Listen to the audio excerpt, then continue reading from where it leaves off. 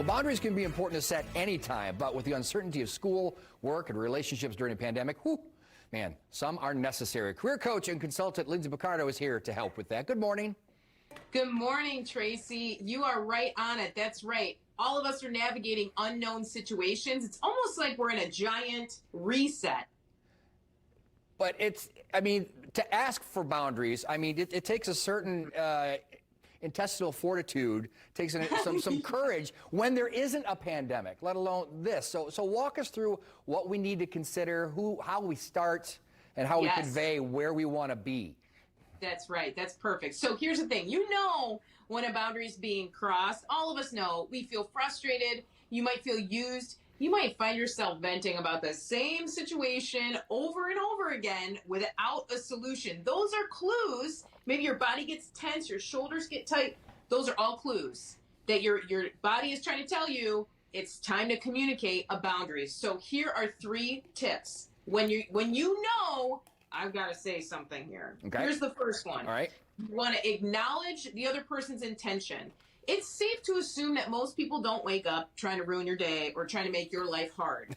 And so this is something we have to really practice, especially right now. You know, we're looking at social psychology, all of us wearing masks, being distant. We can tend to forget the heart behind the other human. And so just being able to acknowledge, hey, I know you're trying to figure this out. Hey, I know you're in a tight situation, whatever it is. Take a breath and just acknowledge the other person's intention and believe the best. That will help you smooth the wheels as you go through this. The second step is this.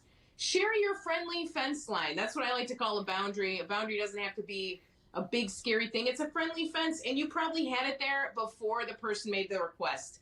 It usually sounds like this. Hey, we typically reserve Sundays as family days, so I wasn't planning on being available for a phone call. You don't have to be apologetic, but just letting people know, hey, actually, we have a boundary there, and I typically am not available for this. That's number 2. And number 3, share what you're willing to do. Sometimes somebody asks something of us, it's so big, we just want to say, no, get away from me. I got enough stuff to deal with. But instead, if you can come up with a solution that feels good to you, it can sound something like, I can jump on the phone with you first thing Monday to chat about this so we can get it sorted out. Give some type of solution that shows that you care about the person when it's appropriate.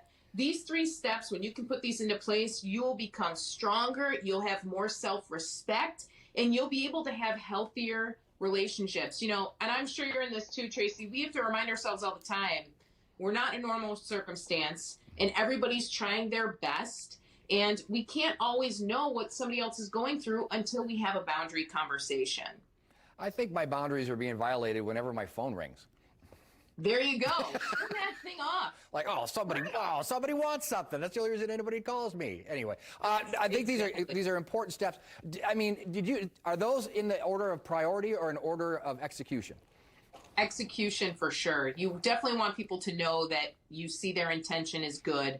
Then you want to let them know, hey, here's my friendly fence line. Here's what I can offer instead. Doing it in that order can be really helpful. But honestly, if you can just start to chip away at this and do a little bit of it, you'll start to feel better about your own self-respect and what you need to be successful and healthy, what your family needs to be successful and healthy right now. Great perspective as always. Always appreciate it. Thank you so much. We'll put the link to your website on ours, IndyStyle.tv. Stay safe. Great.